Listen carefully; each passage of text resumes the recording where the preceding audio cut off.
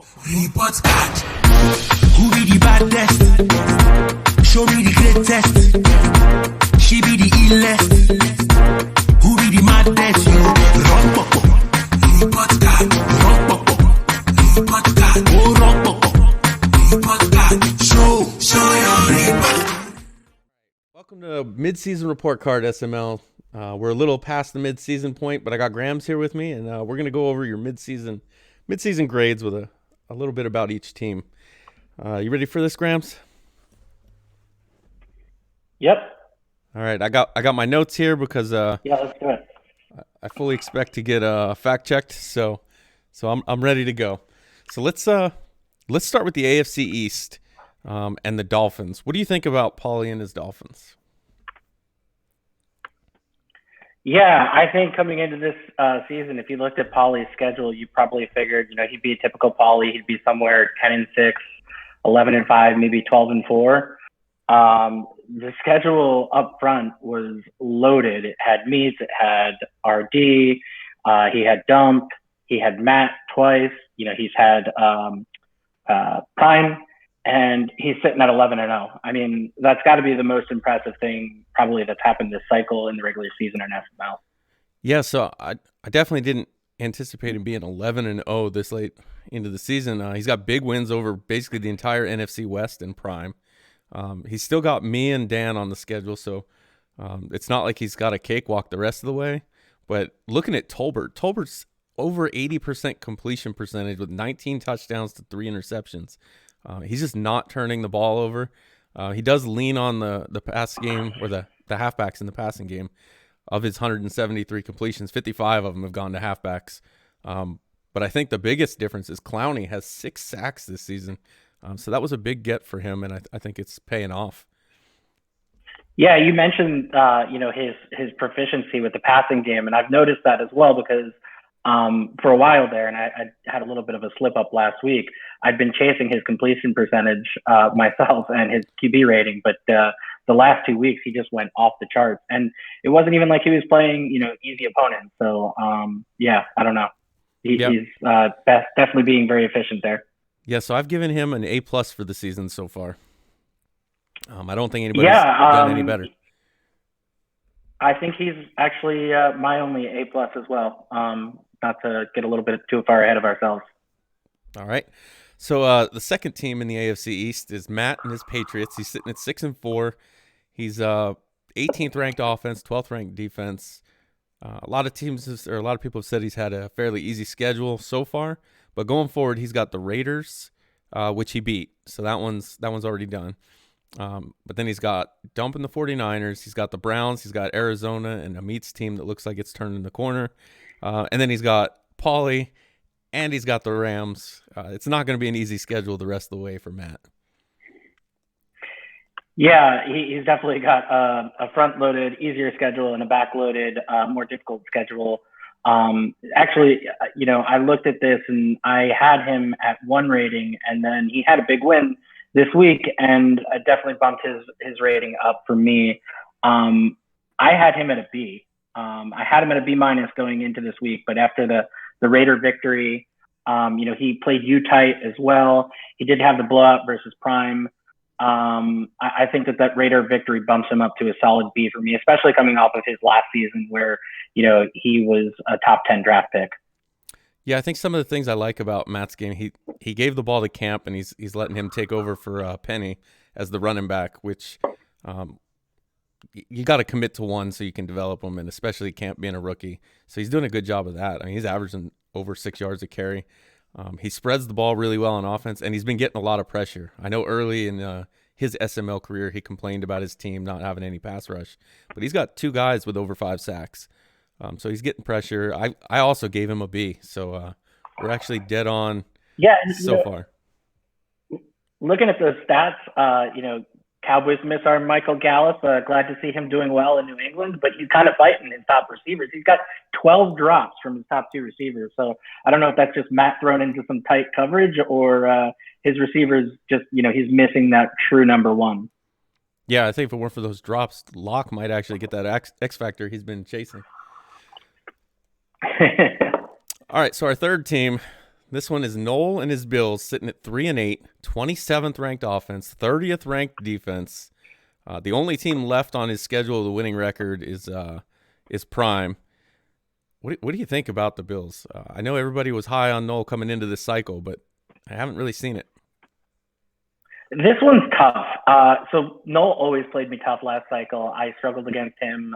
We met in the playoffs a bunch. And it seemed like we were always having dog fights, and he'd always pull it out in the end with his X Factor running back.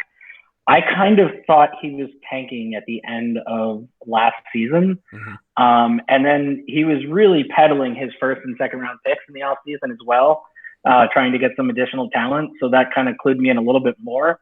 But man, he has struggled. I mean, he barely beat Raider, the 0-11 Chiefs. You know, he's lost some big blowouts to guys like Coop. He got Meats back on track. Meats' confidence is back because of playing Noel this past week. It's rough, and I'm surprised. I really expected that this was going to be minimum an 8-8 season for Noel this year. Yeah, he took that rookie quarterback Moats, and he's awful. 9 touchdowns to 18 interceptions. So that's not going to help him develop any. He did kind of follow the trend, or at least it looks like it, over the last 2 seasons of rookie running backs. Everybody trying to develop them. So he's got Desmond Waters in there over Singletary, and he's over 6 yards per carry. But what surprises me about Noel, too, is his offense. Morant, his tight end, was really good, and he's only got 1 touchdown so far this season. And I kind of agree with you as far as thinking that he was tanking going into the end of last season. Wanted to get his quarterback. He was already ready to move on from Winston. And then you said shopping his picks. But I almost wonder, and this kind of goes for all the teams that I think are tanking, how much that you get in that rhythm of being bad, and it just carries over. You lose the ability to turn it on when you want to. And maybe that's what's playing out here, because I find it hard to believe that he thought he was going to be 3-8 and traded that number 1 pick to Prime. You know, sometimes it's not even that tanking leads to more tanking, or tanking leads to bad play calling. It's just accepting of losing. And I kind of found this. You guys fired me up a little bit at the end of last season, and then I went on a little bit of a stretch. But I had accepted losing. I was kind of like, my record's not good. You know, I'm just going to go out and play. And if I win, I win. If I lose, I lose. And then you get out of those clutch game time, you know, game appropriate situations like you discussed with Woods, you know, right before the half, giving up a bunch of points because you're trying to get that one last score, or, you know, right at the end of the game, you know, not playing the clock effectively. All of that stuff comes into play. And I think if you're tanking, you're not practicing those type of situations. So it can lead to a tough go in the next season. Yeah, I definitely agree with that. And for that reason, I give Noel a C-. Ooh, now you are a little more generous than me. I can't give him an F. He's got some wins, but because of the way that he went into this season, and it felt like he was going to be back, I give him a D+. Okay, so we're not too far off. D+ and a C-. We're he's going to come at me too, because he's definitely, over our history, played me pretty well. Okay. So the last team, and we may agree on this one, Latin and his Jets, 1-10 on the season, 32nd ranked offense, 27th ranked defense. He's got the computer played against Prime, and I think the computer's playing the Dolphins because he's on vacation. But he's got George Bates, his quarterback, who was a top pick, 10 touchdowns to 22 interceptions. His running backs are awful, under 5 yards a carry. His sacks, 6 total sacks and 3 interceptions all year. I think I've had that in a game. And just his defensive play calling, if you watch any of his streams, which I love to watch his streams because he has that little ghost cam and he gets fired up. But his play calling on defense is just unbelievable sometimes. User in the corner, taking him completely out of the play, giving up big plays. I gave Latin an F.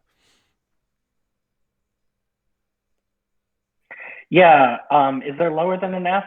Yeah. There is, and it's coming up next division. In Latin's defense, I will say, you know, team building is a part of it, and he only has six development players. And at this point in the season, when some teams kind co-hosts of this show included have 18 plus. 6 just isn't cutting it, and that's a really rough spot to be in. But I have heard and seen some of the video evidence of the defensive play calling, and it seems like if you watched him play for a few minutes, you kind of know who's going to be open before you snap the ball, which is not a good look. So I'm gonna stick with an F for Latin as well. All right, so 3 out of 4, we agree. That's going to move us to the AFC West. First team up is going to be the Broncos. He's 9-2, second-ranked offense, fourth-ranked defense. He did lose to the Saints and to the Colts early. Since then, he's seemed to turn it around until last night, getting beat by the Raiders. But he's still got 2 games against the Raiders. Well, 1 game now against the Raiders, 1 game against Miami, and 1 game against the Chargers in his next 3. His rookie quarterback, almost 3,000 passing yards, or now he's over 3,000. He's playing pretty well with him, but I gave him a B+ because it's still a step back from what we expect from Dan, and the offseason moves I don't think have helped him very much. So I give him a B+ in this one. Man, I need to go first on some of these because I also had him at a B+. I actually had him at an A going into last night. And that game against the Raiders, that's not the Dan we knew from the previous season. I guess you can give some credit to Future because Future has really turned it around this season and even last season a little bit. But I thought I was buying in. Dan was back, but then that loss to the Raiders last night, and I'm selling a little bit. Yeah, now I will say going into last night, his 2 defensive ends, Wilhelm and Winter, they combined for 11 sacks. So they're getting pressure again, and not quite Von Miller levels, but his defense may be starting to strengthen up. He did miss dev games with the quarterback and defensive end last night, though, so that's not going to help his case. All right. Yeah. So the next team is the Raiders. Just talked about their big win over Dan. They've had a relatively light schedule going up to this point, but he still has 1 game against Dan. He's got me, and he's got New England as three teams with winning records left on his schedule. He's 8-2, 11th ranked on both offense and defense. So very, very balanced team. Still seems kind of split at quarterback. He's got 2 guys seemingly splitting the load. Ginn kind of seems to have taken a step back, 6.5 yards a carry, but he's over 1,000 yards. His big weapon is Ruggs, obviously, 30 yards per catch, over that actually. And his defense, 21 sacks, 19 interceptions. I think that's probably the biggest part to his turnaround this season. I gave him an A. Oh my God. So I gave him an A too. And I just want to be clear. I'm basing this off of expectations going into the season. Yes. Because I feel like you should be graded on your potential going into the season. He's actually 9-3. He lost pretty badly to the Patriots. But then came right back and won the next week against the Broncos. I don't think anyone saw him sitting here in first place in the AFC West at this point in the season. So for me, that reason, he's an A. He's also beat the Chargers twice. He's beat the Chargers once. They're, obviously in the playoff hunt right now at 8-3. He had an early hiccup against the Saints, but the Saints started out really good to start the season. It seems like they may have righted their ship as well. It all leads up to Futures, keep doing what you're doing over there in the AFC West. I will say, you look at some of the better records in the league right now, and the AFC West, just like the NFC East, are both playing the NFC South and the AFC North. So I don't know if that's a coincidence. I didn't even look into that, but that could definitely be a coincidence or a contributing factor more than that. So the next team up, and maybe Deathwish will be happy to hear this, but before I even get into it, I gave him a B+. He is 0-3 against team with winning records, though. Like you said, that's just a product of his schedule. But I gave him a B+. Had he won one of those games, he'd have got the A with Future. But he still has Denver left and Cleveland on his schedule, so there are 2 winning teams that he has an opportunity to beat. Herbert, he's not playing bad with Herbert. 14 touchdowns to 9 interceptions, but his big piece on offense is Eckler. 1,461 yards, 7.5 yards per carry on almost 200 attempts. And then he's getting Sweat and Bosa. They have a combined 13 sacks, so he's getting quite a bit of pressure, which was Dan's kind of recipe for success in that AFC West. And running the ball. seems no one can stop Eckler. So I have him as a B+. Yeah, I had him at an A- for a couple of reasons. One, like you said, you can only play the games in your schedule. He beat Lawyer early. I think Lawyer is starting to turn it around. I think he was kind of probably figuring out his game at the early part of this season, and now he's really full on better. And if he didn't have a sim loss against the Buccaneers, he would have a winning record probably. He beat NYT, who may, he is 5-6, but he may actually have NYT. We'll get into later the most difficult schedule in the SML. His schedule is just brutal. For me, he finishes as an A this season, even if he loses to the Broncos, as long as he beats the Panthers and the Browns. And I think these are really going to be test me games because while the Panthers don't have the record to back this up, I think they're a very quality team. And, Woods seems like he's turned it around a little bit of late as well. And he's always a tough team to beat. So those are going to be games that I want to watch and see if he takes that A- to an A. All right, I like it. And he's done so well this season. I'm not even going to bring up the fact that I blew him out like 3 seasons ago, and it was the easiest game I ever played. Not even going to mention it. So the next team, and you had asked if there was any grade lower than an F, and I gave the Chiefs an F-. He is easily either the worst team in the SML or he is just continually tanking. He has Patrick Mahomes with 13 touchdowns to 29 interceptions. Not only that, Patrick Mahomes is second on his team in carries, and it's definitely not from kneeling at the end of games. It's just a train wreck there. Yeah, I don't know what goes through Raiders' head. Funny guy, lovable. Everyone likes having him in the chat. He can play some people tough. You look at he had a 3-point loss to the Raiders. Yep. That's not bad. He had a 5-point loss to Lawyer, a 5-point loss to the Chargers. It seems like he's really not finishing most of his games. But then he loses to other teams that aren't as good. 3-9 record, 2-9 record. He got blown out by the Texans. How's that? I mean, the Texans have 2 wins, and one of them is a 21-point loss or 31-point win over the Chiefs. So when I asked that question, I was thinking about maybe giving him a U, but he had some closer wins. So we'll settle on your F-, but I don't think it's fair to put him at the same level as Latin at this point. Yeah, I don't think he's I think there's the bottom teams, and then you drop down a level, and then that's where Raider fan is sitting. Because it's just bad. You have the Chiefs and you're 0-11. Even ZZ was almost 500, and he's perpetually bad. So this is a whole new. You're 31 ranked offense with the Chiefs offense. It's almost no possible way that you could do that. But yeah, he does have 5 X factors. He's only got 2 superstars, so he is a little light on dev talent. But he seems to have it in some important spots. Maybe not for him. I think he kind of, for his offense to work, he needs to have a running back, and he doesn't have that superstar running back. That's probably hurting him.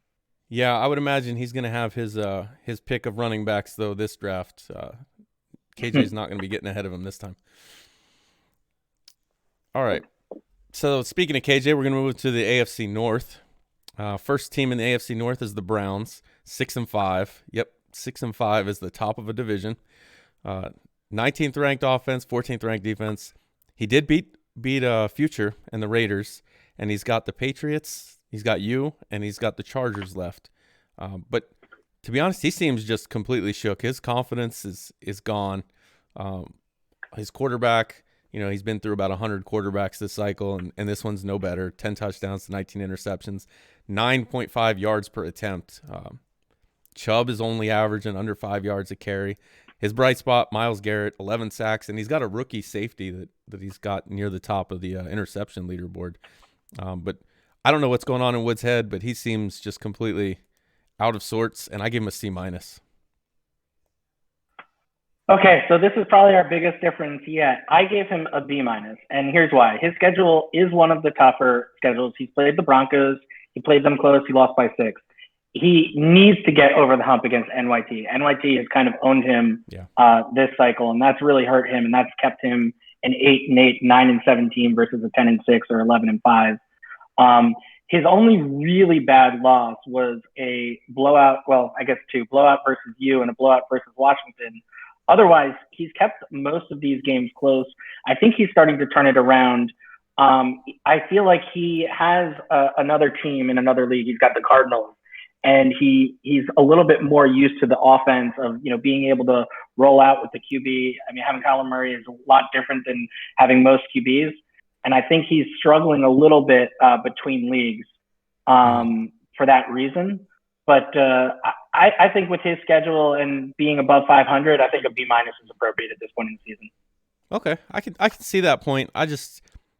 Woods has been a perennial playoff team, but I suppose you're right. 8-8 is, and 9-7 is kind of where he's been sitting at most of the cycle. I just feel like with that roster to be 6-5 is underperforming, to say the least. I know he doesn't. Yeah, you do talk about teams. You talk about 75% of the teams in the league wanting to switch rosters with him. Well, I'll raise my hand if he could trade all of those guys to Dallas for the Dallas Cowboys. I take him in a heartbeat because what I've come to find out, or at least I think I have, is pile up your X factors on defense because they're really hard to get throughout the year. Yep. All right, so you talked about running quarterbacks, and that's going to take us to the Ravens. This is another team that I gave another C- to. And both of these guys, mostly C- is due to their roster and then just their performance. This is another team that should be one of the better rosters in the league. Browns are the only winning team that he's beaten. Colts are the only one left. Bayless, his rookie of the year running back that he got to X Factor all within one season, he's averaging under 5 yards per carry. Lamar Jackson, who was just benched for Jared Goff, is 12 touchdowns to 17 interceptions. Now on defense, he does have Javen White, who he signed right before the cycle started. 6 sacks, 4 interceptions, and a touchdown. He's turned into a bit of a stud, but I give the Ravens a C-. Yeah, I gave him a C+. Again, I looked at his schedule. I do think it's very tough. He's got losses to the Chargers, losses to the Broncos. He has one bad loss against Rowan, but early in the season, I'm not really sure that was a bad loss. Rowan, it seems completely lost now, though, so who knows? He beat the Browns twice. It's going to be very interesting to see where this nets out at the end because it looks like an 8-8 season for the Ravens. And do you bet on the Browns to beat 8-8? Because if they don't, they're going to be in the same situation, tied at 8-8, and the Ravens taking the division. Yeah, it's going to be interesting to see. That division always seems to come down to the last couple weeks. Neither one of them really wants to run away with it. They'll lose to like the Bengals or KJ or something late in the year, kind of head scratcher. But the Bengals, so I gave them a C+, and it's kind of the same thought process you said you had with the grading, where I look at your expectations versus what you're doing. And to me, 4-7 for the Bengals is an improvement. He's 30th ranked on offense, which is terrible, but his defense is top 20 in the league. His best win was versus the Giants, which, like you said, is not looking that great anymore. He does have 2 games left against NYT where he can kind of play spoiler and help out Woods, or it can just be 2 easy wins for NYT to jump ahead of Woods. So we'll see what he does there. His offense is just really bad. I forget who I was watching him play the other night. But he was in the game and just kept turning the ball over. But his defense would get the ball back. Sam Hubbard's got 6 sacks, so he's got some things going on defense. He just needs to stop throwing to the wrong team, really. Yeah, two-step falls into the category for me. There's maybe 4 or 5 guys in this category. They're good. They're not SML elite, but they're good players. And if you overlook them and you let them get up on you, they're very tough to beat because they're tough to throw on. They've got good defense. Where they struggle is if you make them pass the ball. And I think that actually speaks to a few members of the league. If you get behind two-step, you're going to be in trouble because he's not easy to throw back on. I gave him a C. My expectations for him may have been a tad higher. I think he can compete for this division title. And, he's done what he's done the last couple of seasons. He's maybe been a little bit better. But for me, this is an average two-step performance this year. Okay. This grade, KJ's up next, and I gave him a C+. Looking back, it probably should have been a little higher because he is 3-8. 20th ranked offense, 25th ranked defense. So There's 12 teams worse than him on offense and 7 worse on defense. He's got that rookie Alfonso Clinton. He's over 5 yards a carry, which I think has helped him tone down the interceptions. But the bad thing is toning down the interceptions still has Adams with a 9 touchdown to 20 interception ratio. But he's got Minkah Fitzpatrick killing it. He's in the running for Defensive Player of the Year with 10 interceptions. And KJ's sitting at 3-8. Before this season, I don't think he had 3 wins since I've been in the SML. So it's a huge improvement. And he's been in games. He's put up 33 points, I think, in 2 consecutive games. So I have him at a C+. Yeah, close again. I had him another C. I think the KJ, and I think this is pretty much probably the bottom 25% of the league. I think they're all teams that can win 4 or 5 games a year. So, 3 wins at this point in the season. I think that's an average performance. His rookie running back has looked good, not great. In the past, I think that KJ's been tough to stop on the run. So I'd expect to see him get that a little bit closer to league average, 6 yards per carry, which just blows my mind that our league average is 6 yards a carry, but it is. And, focus on the run a little bit more than he has. I think he's got more passing attempts than rushing attempts. He's not a team that should have more passing attempts than rushing attempts. And I will say against me, he played very balanced even when he got behind, and it made it tough to know what he was doing. You expect your opponent falls behind 3 scores, they're going to start pass. There was not like a pick fest at the end of the game because he was still mixing in the run. I think if he continues to do that and maybe is a little bit more run heavy up front, he could become a 6, 7, or even an 8-win team. Yeah, I think especially as that running back develops and gets a little better, I think that could help him as well. I think he has abilities, right? He just hasn't gotten them yet, or he may have gotten them more recently, but he didn't have them early in the season. Yeah, he would have started hidden. I'm not sure if he's on lockdown Yeah, he's still hidden. Okay. Yeah, he's still hidden. But I can go on Daddy Leagues right now, and I'll see if I can pull up what his ability will be, and we'll see if that'll be something that could help him. I have noticed he doesn't throw to the running back very often. Only 19 catches, no touchdowns from the running back position. And he has balance beam will be his first ability, which isn't too bad. I don't know how often he's going to stumble, but it's better than an endurance one. Yeah, I've come around on the throwing to the halfback. I used to pick on teams that did that. Now I've become a team that I try to avoid having my running back be my leading receiver. It's a little bit tough for me because I spread the ball around a lot, so I don't really have a true number 1 receiver. But I've come around on that. That's what the game is. And if people are leaving those slats open, you got to take them. So that's good advice for KJ too. If people are using your halfback and they're not using him to follow the halfback, throw it to the halfback until they start using it to follow the halfback. Yeah, and I think a lot of teams' defense now is to take away the big play. So I think you almost are forced to go underneath, or you're going to just make mistakes. Yep. All right, so that's going to bring us to the AFC South. And at the top of the AFC South, we got Prime in the Colts, 9-2, 6th on offense, 2nd in defense. He's got wins over me and Dan. He lost to Paulie and Faz. I still have a game against Prime left. Frank George, the highest yards per attempt of his career by almost a full yard. And then he's got these 2 safeties, Willis and McCain. They're combining for 17 interceptions. So his defense playing really well. He just got J.J. Watt back. He's got, I think, superstar or better at almost every position, if not every position on his starting defense. So I have him at an A. But we've seen this before. He does really well in the regular season. And then in the postseason, there's just one hurdle he can't seem to get over yet. And this may be that season, but I've given him an A. Yeah, I have him at an A, although I wonder if it should be slightly lower as I go to his roster page and I count 1, 2, 3, 4, 5, 6, 7, 8, 9 X factors and 1, 2, 3, 4, 5, 6, 7, 8 superstars, 17 dev guys. I mean, what about team building? That's amazing. And I know that, everyone pays tribute to the commissioner each season to make sure they stay in the league. So you give them your players, you give them the best guys in your team, like DK Metcalf. But even with everyone giving you your best players, that's amazing team building. Yeah. But yeah, I had him as an A as well. Right. Signature win. He beat Dan and he beat Bomber. He has the Bushwhacker title this season. So hard to compete with that for signature wins. Yeah, he's definitely in the regular season so far done really well. So if he can carry that over, this could be the season he makes the Super Bowl. All right, next up, I have my Jaguars. I gave myself a B+. 9-2, third-ranked offense, seventh-ranked defense. I had a win over New England, but I've lost to Minnesota and to Prime, which those are really my only 3 winning teams that I played. And then my tough ending to the schedule is going to be Paulie, Future, Prime, and surprisingly Mike. Allen hasn't been awful, 25 touchdowns to 11 interceptions at 15.5 yards per attempt.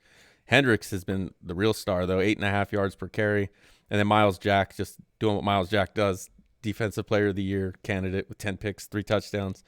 But no big wins and some loss, or not losses, but some wins that were should have probably been bigger, like the one against Hova, 2 points. Just couldn't get anything going. So I give myself a B+. Yeah, so judging from the first quarter of the season, easy A+, right? And then you had the Colts and the Vikings. You had a little slip up. I'll say a little slip up because you have done well against Prime in the past. And you were probably a favorite going into the Vikings game, but not a bad slip up because those are great teams. Then you had a close game against Matt.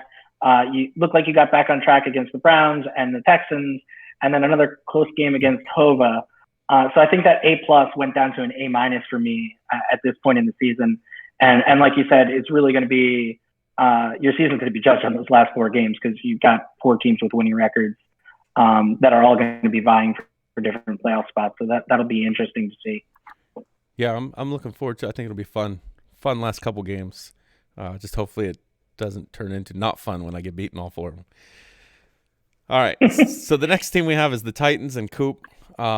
He's sitting at 4-7, 23rd ranked offense, 9th ranked defense. He's kind of missing his usual upset. It seems like every season he's got one team that he just upsets, blows them out. And with me, Faz, and Prime on the schedule, one of us could be in trouble because he usually gets that one upset. He lost Minshew for a little bit early in the season, so that could contribute to that 23rd ranked offense. But I'm not sure if losing Minshew is a good thing or a bad thing.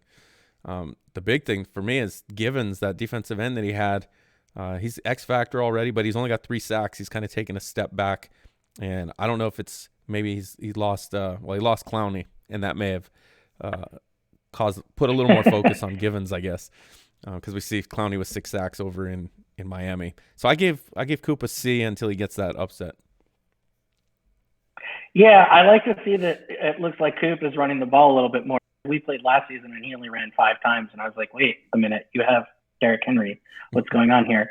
Has Coop taken over Mike's 8-8 title? I don't know. It might be pretty close. Seems like every season this cycle he's been right around there. And You're right, to get there he's going to have a big upset or 2 even this season. And for that reason, I'm going to give Coop a C- for this season, just because he's established to me that he's a 500 team, and to get to 500 this year, he's got work to do. He's got to beat one of you or Prime and Faz to get to 500. So that'll be interesting to see if he can get there. Yeah, I'm looking forward to seeing what Coop can do. Probably take over that 8-8 mantle though. So then we have the Texans in the AFC South. Koopa sitting at 2-9, kind of where he's been all cycle, except that first season. He started off really hot. He's got the Colts and he's got the Dolphins left. Watson just seems to get worse every year, and now he's challenging for the top interceptions in the league. But he does have a second-year defensive lineman, Tucker Murray. He's got 7 sacks, so maybe he's got things going on there. But I give the Texans a D. Yeah, I think that's fair. I was kind of trying to figure this out myself. At this point, the expectation is that Koopa is bad in the SML. And I don't understand it because he's got a storied history, not just in the SML, but in other leagues. And, maybe life intervenes. If you look at his team, the team building is probably a big issue because he only has 3 development players, which, just going off the top of my head, there's a good chance that that's the lowest in the league. So I'm sure that holds him back. He's also got 2 of the top players in the league in his division, to make excuses for him. But all of that said, I'm going to give him a D plus. I still expect more from Koopa than what we've seen this season. But I don't know how much more really should be expected when you look at the roster and you look at, the record from this cycle. Okay. So that's going to wrap up the AFC for us. So now we're going to move into the NFC. Your kind of your area of expertise over here. We're going to start with the NFC East. At the top right now is Washington, 9-1. Or I think they're 10-1 now. They had a win yesterday. Yep. So he's 9th ranked offense, 5th ranked defense. He did have a big loss to the Vikings, and it wasn't even really that close. He still has one game with you, one game with the Rams left, so it's not an easy schedule the rest of the way out. McLaurin, obviously his favorite target by far. Saw it again yesterday against Field. He had at least one touchdown that I saw. Surprisingly, though, he's only got 6 sacks all season, and Chase Young has 4 of those. So I think he's sitting back a lot in defense, but I have him as an A because you can only play the schedule in front of you, and he's done really well so far. So I got an A for Washington. Yeah, those 4 sacks may have been against me, actually. I'm not sure, but I tend to get sacked a lot, and I feel like I see Chase Young in my nightmares. Terry McLaurin has actually taken a step back this year. I mean, you might not know it from the stats, with 10 touchdowns and 850 yards at this point in the season, but he's spreading the ball around more. He's got the rookie tight end that he drafted, I think, last season. I got to face him without that tight end, not looking forward to it later on in the season when I get to face him with the tight end. And he's really been focused on pounding the ball with Aaron Jones in the running game. I think that I've heard him say he has a struggle across leagues in turning the ball over in the air. And I think he's probably gotten a little bit tired of that, especially as people have clued into, hey, let's guard McLaurin. So he's been running the ball a lot more this season. And Aaron Jones has been a one-man wrecking crew. He's averaging 7 yards. He's got 13 touchdowns. Very tough to stop. Makes Washington have, and QP. I think QP is his name, right? Yep. Makes him very hard to stop on offense. And I've got him in A as well. Had he beaten Foz, or even maybe kept that game close, he might have been my only other A plus. And at this point, I have him as the favorite in the NFC. But it's close. Obviously, you can make the case for some other teams that we'll get up to in a little bit. Yeah, it's interesting you bring up Aaron Jones and 7 yards per carry. I thought that was one of the more underrated offseason moves that took place when he got Aaron Jones from Mike. Because I felt like that was a big improvement to his team over Gibson. Because I think he was even using he could run Gordon. the ball well. He could run the ball well last year, but now he can run the ball well when you expect him to run it, and that really can be troublesome. Yeah, I think he's going to be one of the tougher teams to get out in the playoffs. Speaking of playoffs, your Cowboys sitting at 9-2 after a pretty bad last season. I gave you an A, 12th ranked offense, 6th ranked defense, so the defense is really starting to come around. You are 0-1 against the 500 teams, but you have Washington and the Browns left, so with only those 2 winning teams left, you should be able to put together a very nice record. Zeke, 6.8 yards per carry, and your defense is logging quite a few interceptions, so it'd be interesting to see if you can keep that up going through the whole season, because then you could be a real problem in the playoffs, but I've given you an A. Yeah, like you said, my schedule has not been the toughest schedule. I have a few wins that I think were good wins. I beat NYT, I beat the Panthers and DMUs. That actually surprised me at that point in the season. I kind of thought, hey, he's had a rough schedule. He's going to turn around and beat me. But really, that just turned out to whoever got the coin flip at overtime. And the win against the Saints, I struggle against Colt, and he played pretty good right after that win. So I thought that was pretty good. He's right around 500.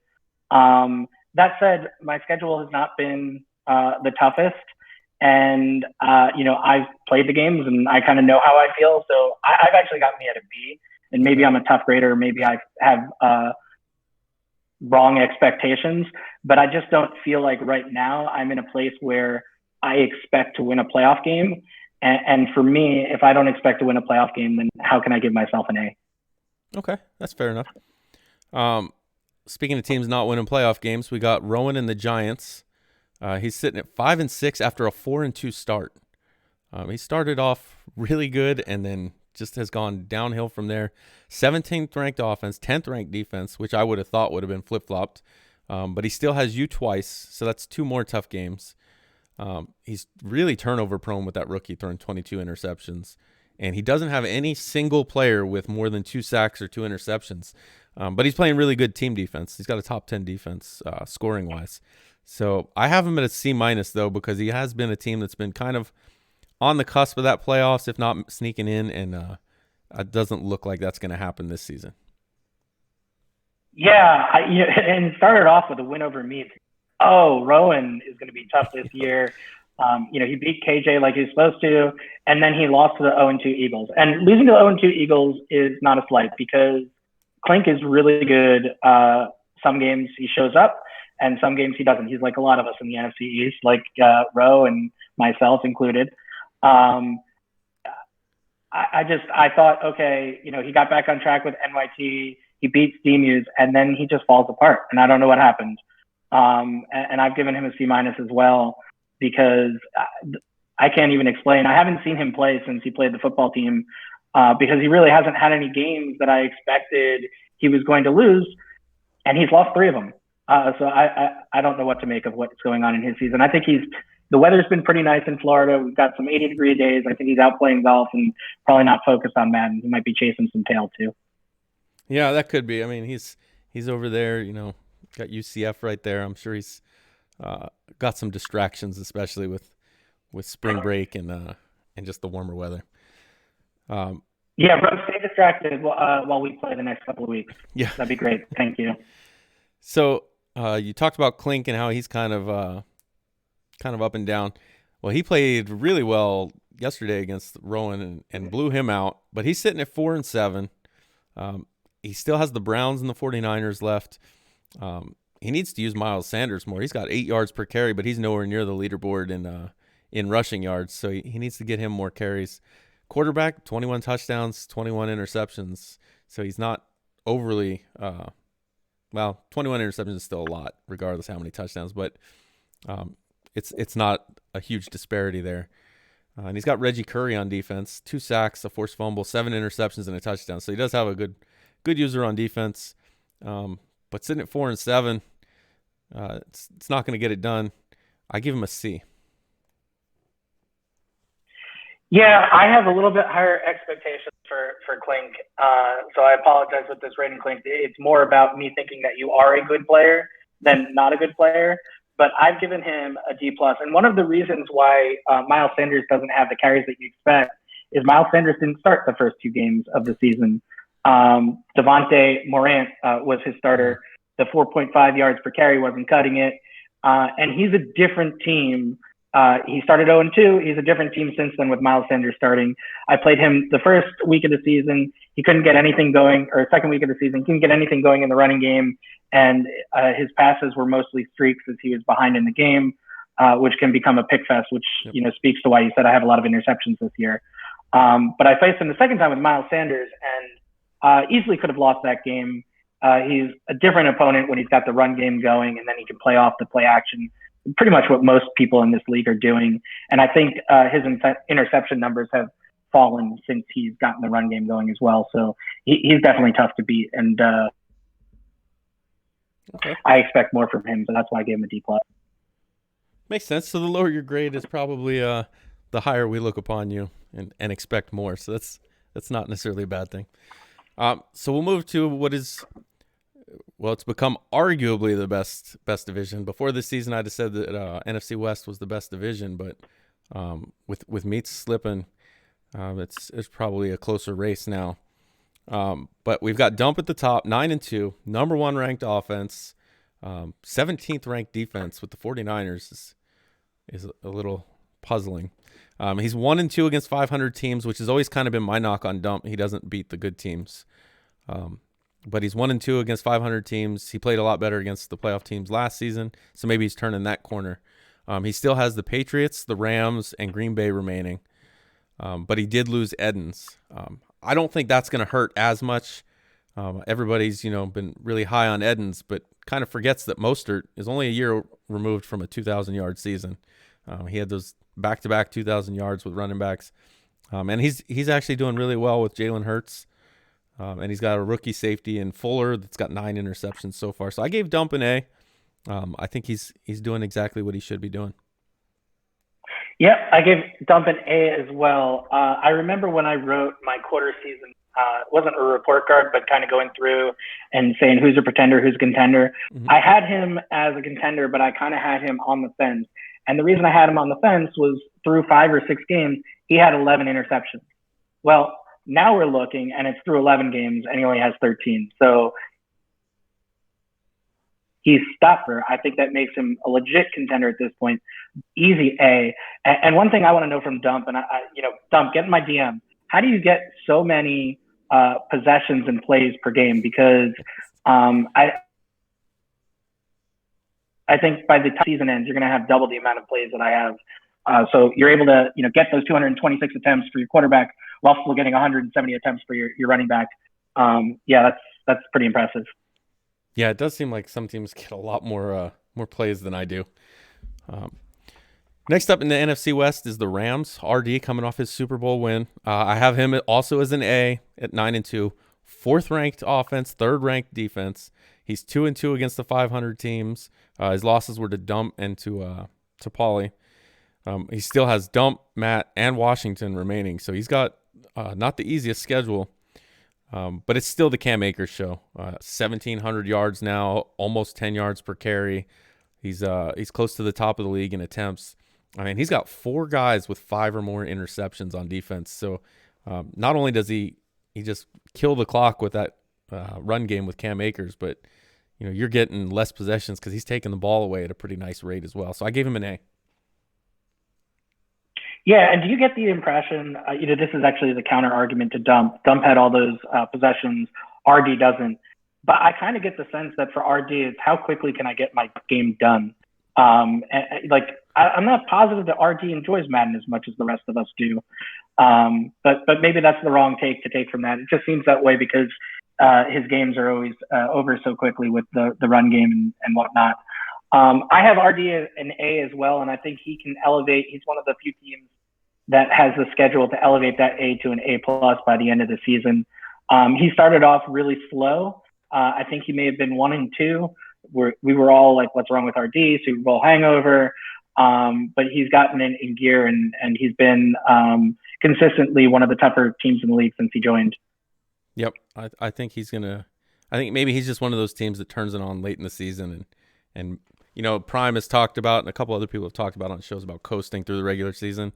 And I think RD may be one of those teams that he just puts it in cruise control, make it through the season, get to the playoffs, and then it's time to do work. And so I gave him an A as well.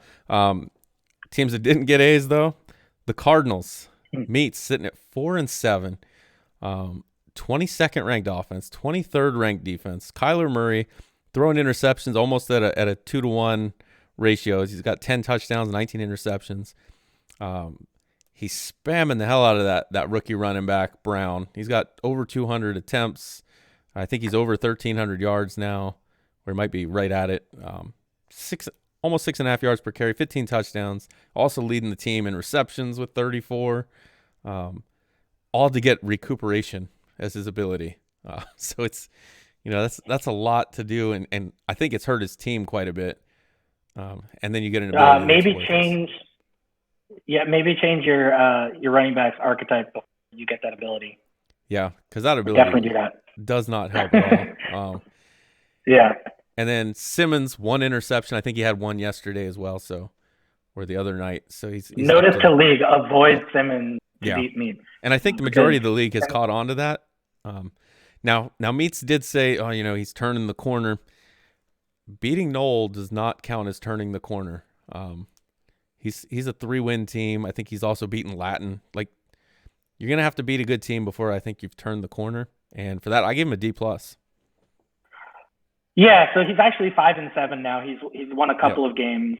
I look at his schedule and I say, okay, he played Rowan in a close game. Rowan took it out. Not a bad loss. I expect that to be a close game. He beat Tiny. He lost to Pauly. He beat Hova. and then he lost to his division mates. He lost to the Rams twice. He lost to the 49ers twice. Beats the Jets. He loses a close game to Foz. He beats the Seahawks again. He beats the Bills. I expect all of this. I give him a C. I think he's winning the games that he should win. He's not winning any of the games that are a toss-up or that, maybe he shouldn't win. And, I think he's an 8-8 team, and he'll probably end up 8-8. Okay. Then the last team, and I gave him a D- because he's about where I expect. Tiny, Seahawks 0-11, 25th ranked offense, 24th ranked defense. His best chance for a win, he's got the Lions, the Bears, and the Jets coming up. He's had a tough schedule, even with a fourth place schedule, in a tough division. But 0-11 that's a rough start. But the easy part's coming up. Derek Carr, 10 touchdowns, 23 interceptions. Both halfbacks around 5 yards per carry. If you're trying to shop, Chris Carson, getting him 5 yards per carry ain't gonna catch anybody's eye and want to offer you anything. But he's pretty much right where I thought he would be. If he wins these last three, which I would think he'd be favored against the Lions, the Bears, and the Jets, that's a 3-13 season. So that's probably right about where he should be, but D- for being 0-11. Yeah, so Tiny is one of those teams that I always wonder, if you put him in a division that doesn't have top-loaded talent. So last year he was in the AFC South, and he was at best the third best team in that division. This year he's in the NFC West, and he's got three teams that expect to be in the playoffs every year. What is Tiny in a division where what would he be if he was replacing KJ in the AFC North? What would that look like? Would there be 3 8-8 teams? I'm curious about things like that. I was going to give Tiny an F because I expect more from Tiny. I think he always plays me tough. I think he's a good opponent, and he's not an 0-11 team. But I'm going to give him an F+ because he is winning his side bet with Mike right now, 23-26 in the INT battle of the SML. So F+ for Tiny. You can hang your hat on the fact that you've only got 23 interceptions to Mike's 26. All right. Well, that's a perfect segue to the NFC North, and the top of the NFC North right now is Mike, sitting at 8-3, 10th offense, 18th ranked defense. He's 1-2 against the 500 teams. Tough last four though. Even though Meats is sitting at 4-7, that's one of them. Then he's got Dump, Faz, and me to finish out the season. But it's impressive how many interceptions he's thrown, and still at 8-3. He's thrown 26 interceptions. So to be 8-3 is pretty impressive there. He needs to find a run game. He just cut Le'Veon Bell. He's got that second-year player Bigsby, who he talked about last season. When all the other running backs were getting kind of the spotlight, he talked about how Bigsby was going to be the next big thing. He's under 5 yards per carry. But he's got Rashawn Gary and Darnell Savage anchoring that defense that, he beat Faz early in the year. He's 8-3. He's the top of the AFC or NFC North. I don't think anybody saw it, and for that reason, I gave him an A+. Nice. Yeah, I was thinking that maybe I was a little harsh with A. I could definitely be convinced for an A+. But I'm just so confused. So many unanswerable questions with the Packers. How do you win games with 26 interceptions? How do you win games with a 4.5 per carry average for your starting running back? I mean, it's counter to everything else that's going on in the league. And then you look at his wide receivers, and his number one wide receiver has 7 drops. He's got probably 20 drops total on his team.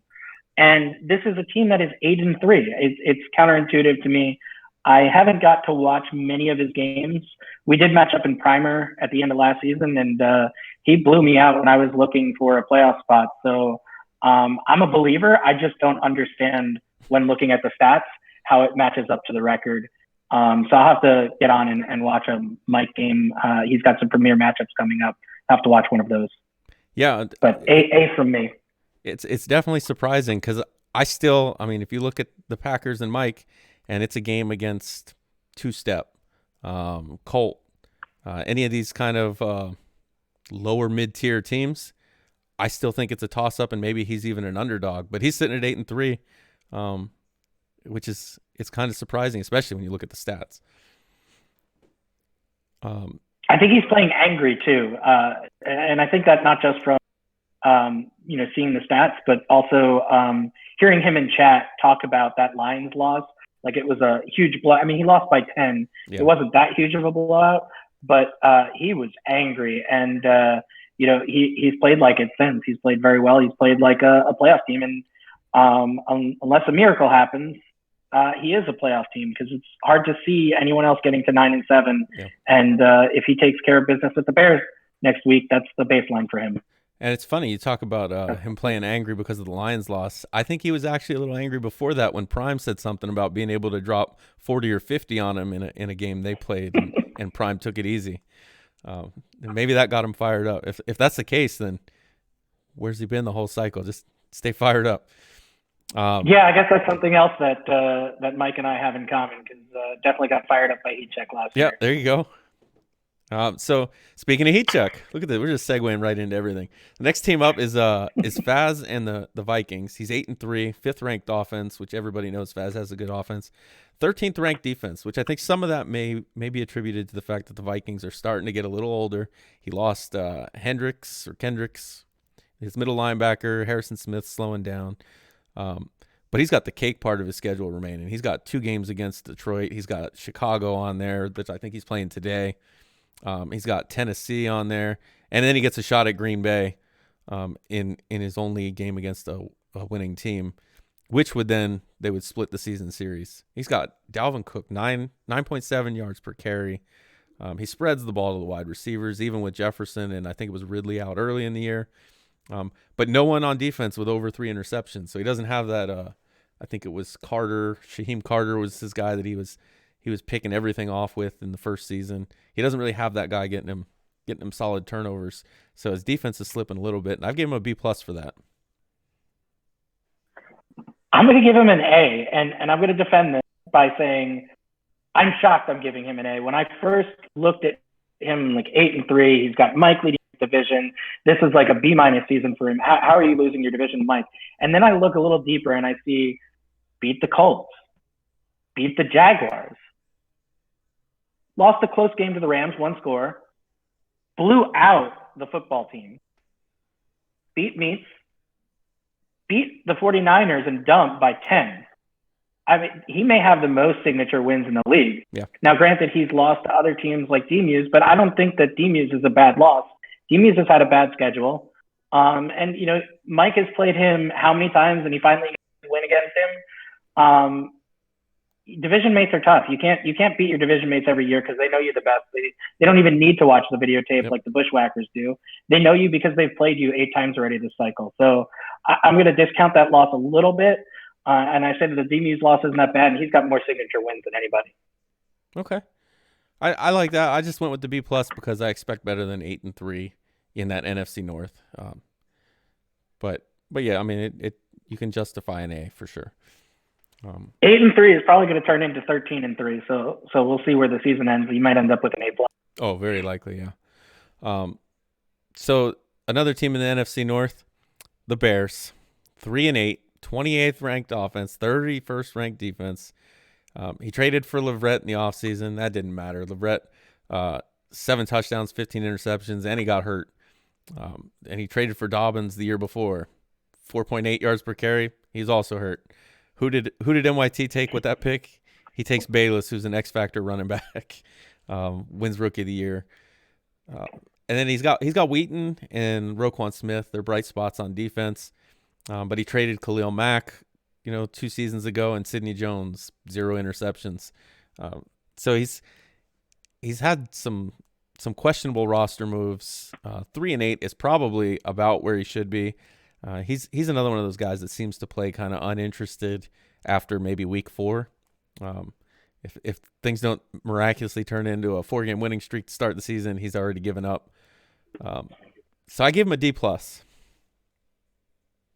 Yeah, I don't know about giving up. He always plays me tough, no matter when we play in the season. But maybe that's just because. What was the score of that game you guys played?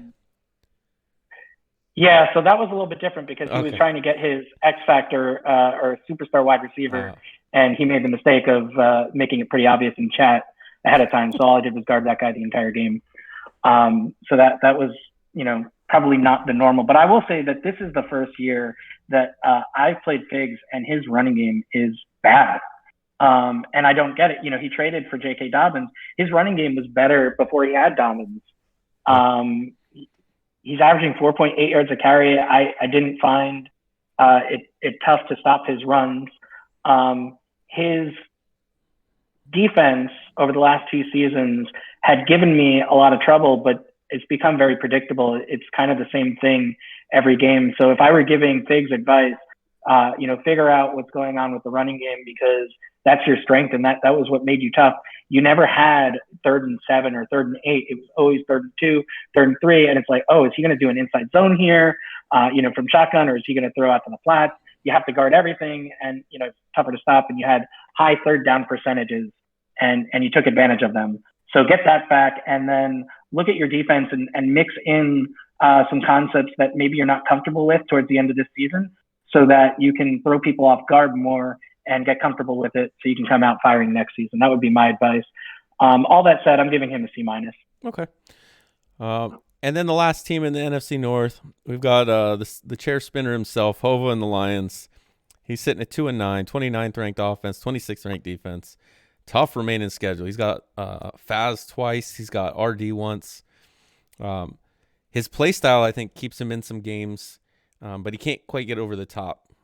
He had the ball when I played him for over 17 of the 28 minutes of the game. He's averaging 8.1 yards per attempt with his quarterback. So he's keeping everything short, just long, drawn-out drives. The problem is his halfbacks are averaging 4 yards a carry or less. His big weapon is Wiggins. I think if he would spread the ball out a little more and stop trying to just take deep shots with Wiggins, people wouldn't be able to just highlight Wiggins and take that away, and then he's kind of done with and he's got to take these underneath passes. But I give him a D because 2-9 is still probably better than I would have expected. Yeah, he's an interesting team. He's built his team obviously to defend the pass. This is running Madden, so that's probably not helping him that much. It's a mistake that I made as well, so I'm also culpable there. But he's tougher than his record. And for that case, I'm going to give him a D. I think where he's is converting when he gets into the red zone. Yep. I mean, you look, he only has 2 rushing touchdowns. You can't win with 2 rushing touchdowns. It's very difficult inside the 10 to throw it into the end zone. The teams that are converting those touchdowns are, running it, and they're getting the tough yards when they're running it.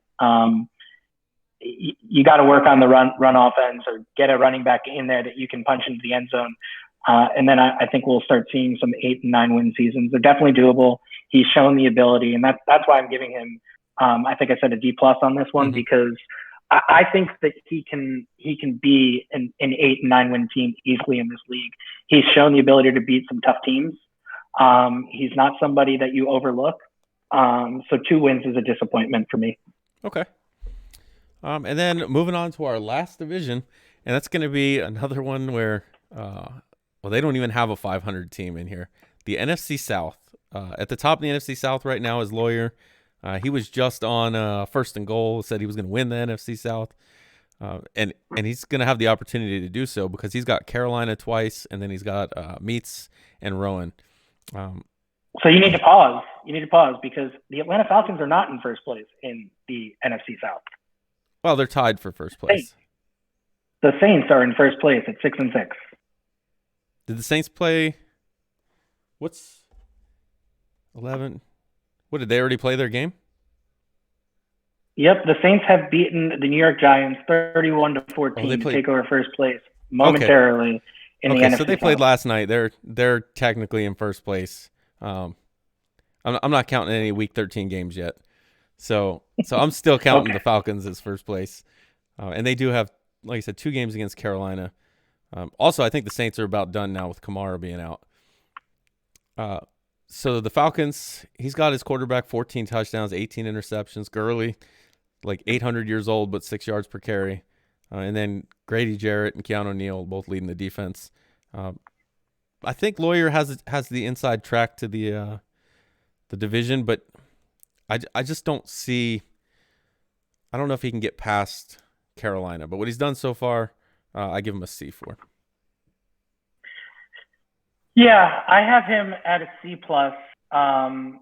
because he beat me. No, I have him at a C+ because I think that while the record might not show it, I think that he started to turn it around. Against me when we played earlier this season, that's really all I can go off of because of the time I saw him play. He played keep away with the ball, and Gurley was tough to stop, and he was doing kind of those things that I said that Figs needs to do, where you get those 3rd and 2, or you don't even get to 3rd down because you got 2 rushes and you got a 1st down, and you don't know what's coming next. That opens up the playbook for you. Then you can start doing play action, and you feed off of that run game. And he's got that run game base. He doesn't give up the big play.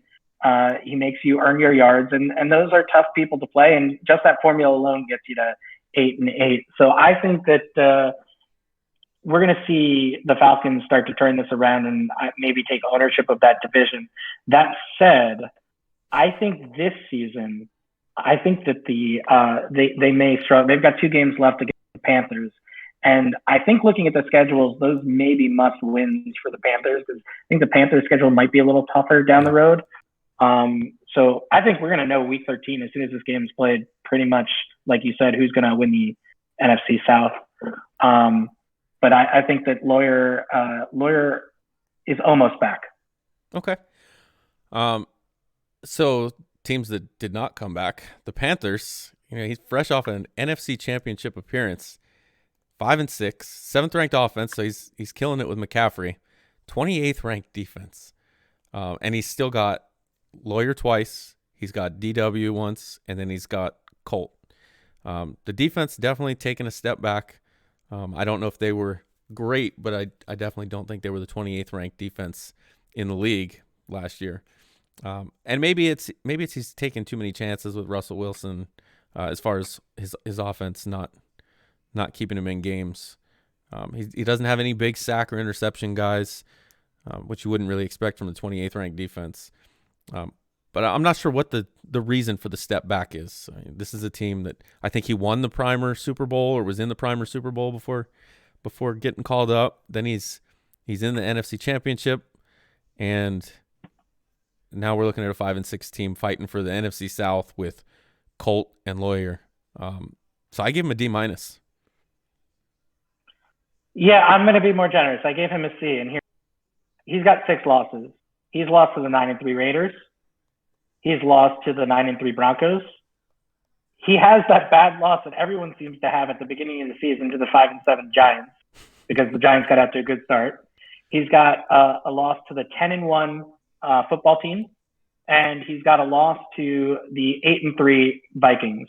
And then he has a very disturbing loss to the 9-2 Rams, where he got blown out. But those are all teams that you could argue, should he have beat? I don't know. We haven't seen enough of Demus to know what his baseline is, but I feel like those are all teams that no one really expects to win against, and or maybe they do, but they have bigger egos than I do. So I'm going to give him a C. I think that he hasn't won any of the games that are questionable. He's won all of the games that he should win, and if he continues to do that the rest of the season, he's probably looking at a playoff berth. But like I said, it's all going to come down to week 13, see how they match up with the Falcons. Okay. So that's going to bring us to the Saints as the third team kind of fighting for that NFC South spot. Sorry, I want to make one more comment on the Carolina Panthers. Yeah. Of all of the teams that I faced this year, they had the best offense. I know that it's not their top 10 in most of the categories in offense, but I found their offense impossible to stop. They also had the worst defense I've faced this year. So focusing on getting some defense would probably help Carolina. Okay. So the third team in the NFC South race is the 5-6. We're now 6-6 Saints. Still has games against Washington and Carolina. Easily the easiest path to the division, right up until last night when he lost Kamara for the season. Still way too many turnovers for his quarterback. He's 14 touchdowns to 21 interceptions. It was the Hurst and Kamara show, but like I said, he lost Kamara. He's going with Sony Michel. He's added Demarcus Robinson, which has kind of spread things out a little bit, but it's still a two-man show there, and one of those is down now. He is getting pressure from Clavon Chasen, though, so the defense is starting to pick it up a little bit. Even though they're ranked 20th overall, they are the 8th ranked offense. I gave Colt a B. Yeah, so we can't see these stats on Daddy League, and I wish I had a game beforehand because I have an assumption. I'm going to throw it out there as a hypothesis, and we can confirm it afterwards. He's got 22 interceptions, but if you want to look fast, I'll give Fig some more advice here. If you want to look at that ball control offense that you used to have, that's really tough to stop. Watch Colt play because he does it until he gets inside the 20. And I would guess that a lot of these interceptions, these 22 interceptions, have come inside the red zone when the field gets shorter and people can play up on the flats a little bit more. So Figs needs to, not Figs. Colt needs to be able to turn some of those INTs into field goals, and he's probably got a better record than 6-6. But I also have him at a B. I think he's had a good season. He's got some signature wins. That win against Dan earlier in the season was a really big win for him, and it just showed that he can compete with anybody in the league, and he really can. And he's spreading the ball around more this year. He's got Hayden Hurst with 52 receptions, right up there with Kamara. So it's not just the Kamara show this year. And for that reason, I don't think his season is over because Kamara got hurt. He had a big win this past week without Kamara against Rowan, and see what he can do the rest of the season. But I think this division is still a 3-team race here. Okay, which one, if you had to pick one, which one do you think is going to win the division?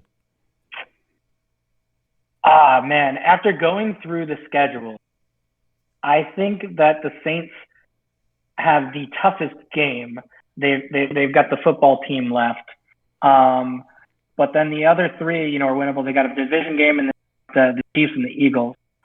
But after looking at DMU's schedule, I'm going to take DMU's because I think his losses have all been to teams with 8 or more wins at this point. Okay. And, we haven't gotten to see him play the 5 and 6 win teams. We'll get to see it now, but my assumption is that he might do better against them. Yeah, I'd probably lean more towards DMU's too, especially with his track record of having gone to the NFC Championship last season. I would hope at some point he's going to snap out of it and string together some wins. But talking about Colt and his win over Rowan last night, he did have Kamara for the majority of the game. Kamara had 16 carries, 99 yards, and a touchdown, and led the team in catches with four receptions, 32 yards. So we'll see what he does without Kamara. And then that's going to bring us to our last team in the SML, the Bucks. 1-9. His lone win was a sim win. Week 15 matchup with Kansas City could be for a number 1 pick. Reddick, he's not playing bad with Reddick. 16 touchdowns, 18 interceptions, but 8.5 yards per attempt. And you've got Michael Thomas, Chris Godwin, Mike Evans.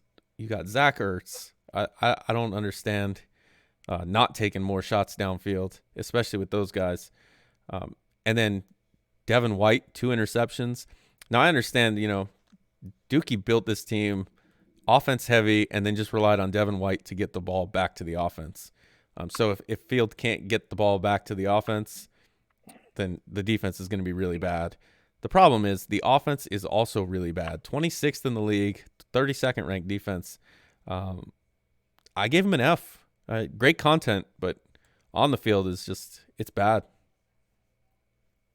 Yeah, he's got a lot of dev players too. I don't want to be too hard on him, and I also don't want to give him any advice because he's my opponent this week. And I know Field. He's a tough opponent. He's been a tough opponent over the years. He's struggling this year, but that doesn't mean he can't jump up and bite someone. And I just don't want it to be me. But that said, he's got a lot of X factors. He's got a lot of superstars. He does have a very good team. It's not necessarily the team he built, and maybe it's not built for him. I think that Fields probably struggles with this game, this Madden, for a lot of the same reasons that I do. He's always been a player who likes to throw the ball first, and this is not a throw the ball first Madden. He's probably gotten a little bit down, thrown deep, and getting some interceptions, which is keeping his yards per attempt down because the only thing he's got working for him have been the checkdowns. And then I think he's here a lot for the community, and he's done a lot for the community. So we should definitely speak to that, even though that doesn't really maybe give it some extra credit in your report card. But I think he's struggling through a game that he doesn't necessarily enjoy. so that he can be a part of the community, and that probably makes it more difficult to win. And I know that you do this, but I think streaming your games and commentating your games, being in the chat and responding to people, you could probably lose some focus there. But anyway, with the extra credit for his community building, I'm going to give him a C-. Okay, that's fair enough. Yeah, and you brought up a good point about this may not have been built the way he would have done it, and that could affect some things. Because that definitely, for example, Reddick, if you're looking for a running quarterback or that's what you like to play with, that's not what you have, and that changes your entire offense. So he could definitely be kind of hamstrung by that because Dookie did. Yeah, and I think the other thing that Dookie was doing, Dookie was playing shell defense, right? And like you said, and then he had White over the middle, hit sticking everybody underneath. And, you know, even when I had conservative tackle on against Dookie, I'm fumbling minimum 2 times a game. You know, those fumbles are game changers that you don't get every game. And Dookie was so good at getting them that I think that, you know, he built the defense around that strategy. Yeah. Yeah. So that definitely could be hurting him on defense. But you can't argue with that offense. He's got X factors, I think, everywhere. And which it really doesn't matter. Once you have over 3 X factors, you're maxed out. But Ronald Jones, Reddick, the trio of wide receivers and the tight end, it's got to be putting up something with that. But I suppose if Reddick's not your type of quarterback, then well, send him my way, and I'll send you Josh Allen. But that's Cowboys might be interested in Josh Allen next season to see what happens to Dak. Oh, it sounds like we may have something to talk about after this then. But that's going to do it. That's our mid-season report card around the SML. I'm sure there'll be some people disagree with what was said, as there usually are. Hopefully this time it won't be you because you're on the show. So I reserve the right to go back and look at everything and make sure I still agree. All right, fair enough. Hopefully you guys enjoy it. We're a little over an hour and 15 minutes. So unless you've got anything else, that's going to do it for the show. Yeah, I just if you got a bad grade from me, probably because I expect you not player, and this show took 45 minutes less than I expected. So you know, go do something nice with your 45 minutes. Maybe get a practice in. Yeah, sounds like a good plan. All right, guys, appreciate you watching. Grams, thanks for being on, and this has been Mid-Season Report Card. Report card. Who be the baddest? Show me the greatest. She be the illest.